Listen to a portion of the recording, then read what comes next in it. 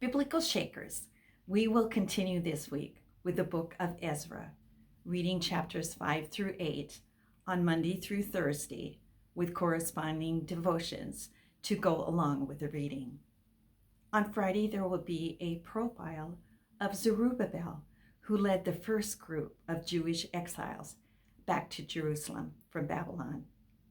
And please check out my blog at biblicalshakers.blogspot.com to learn a little bit more about my history.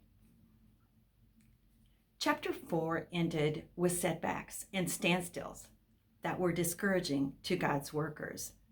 There was about 15 years elapsed between the end of the 4th chapter to the beginning of chapter 5. God sent 2 prophets, Haggai and Zechariah, to encourage and strengthen his people, to encourage the building of the temple. They were also confronted with proving consent to do this reconstruction.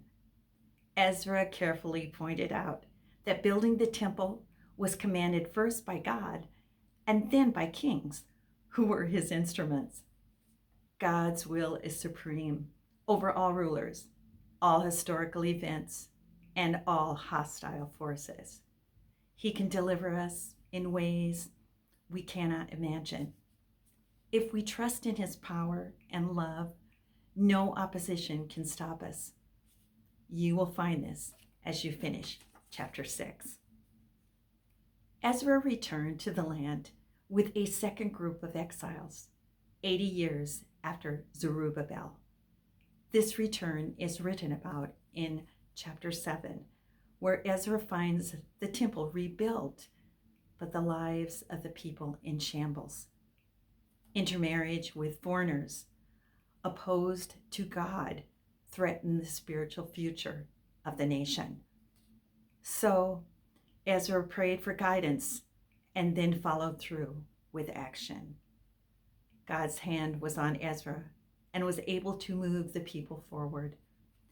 He was effective because he was a well-versed student of the law of the Lord, and the people needed that. Chapter 8 shares the list of the family heads that were returning and the spiritual preparation work that Ezra had to do before returning. When we put God first in any endeavor, we are preparing well for whatever lies ahead.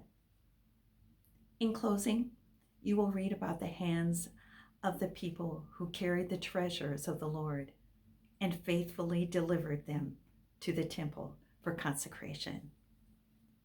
On Friday, you will find the profile of Zerubbabel. Next week, we'll close out the book of Ezra, and we will dedicate Thursday and Friday to our Christ as he journeys to the cross this Easter season. Please join us, because Biblical Shakers makes reading the Bible way more enjoyable for you, and I pray that the Lord will put a hunger on your heart.